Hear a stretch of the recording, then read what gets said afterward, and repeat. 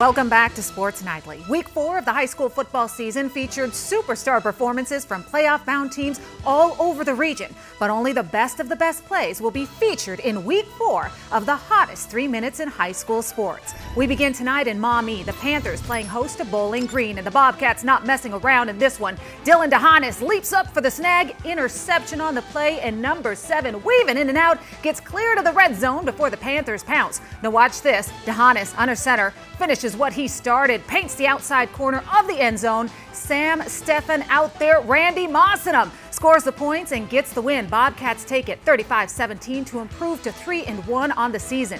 Moving north of the border, we head to Michigan. Whiteford taking on Summerfield. Bobcats' Connor Hugendorn battles his way through traffic and sees nothing but space. He stiff arms his way to the end zone and leads his team to victory. 34-28, and Whiteford keeps their perfect record.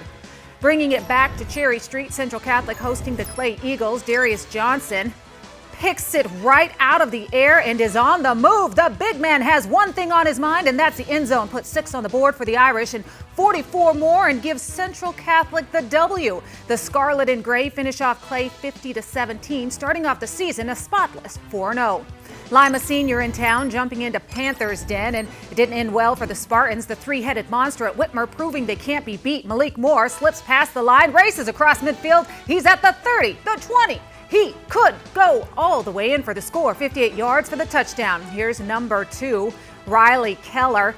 Dances in the pocket, launches one deep, drops it in the bucket. Nick Witcher finishes the job, 50 yards on the score. Panthers lead 21-7.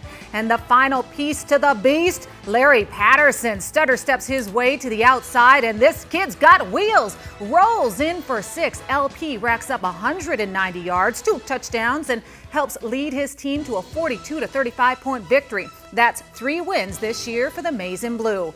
Anthony Wayne making the trip over to Northview to take on the undefeated Wildcats, and all I have to say is Evan Brown. Oh, and that you better not sleep on. The quarterback keep numero uno slices through the D, sails past the secondary, and this kid's got the juice. Brown beats him to the pylon for the score. Now watch this. Cats on offense.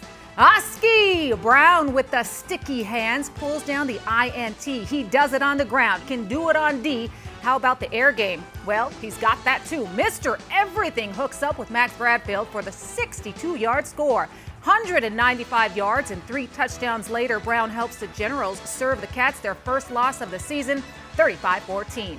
And last but not least, Yellow Jackets look to sting Springfield with their first loss of the season. Springfield has other plans. Lamar Witcher sparks it off with this over-the-shoulder interception.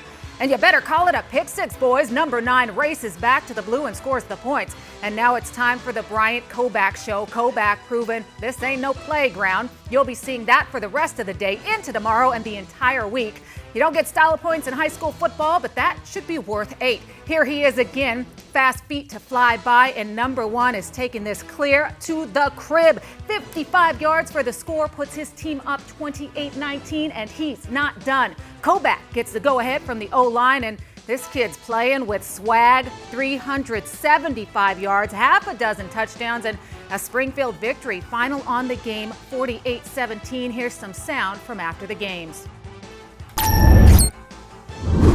I missed such a close game last year, so coming back and beating them at our house this year was a huge confidence booster for us.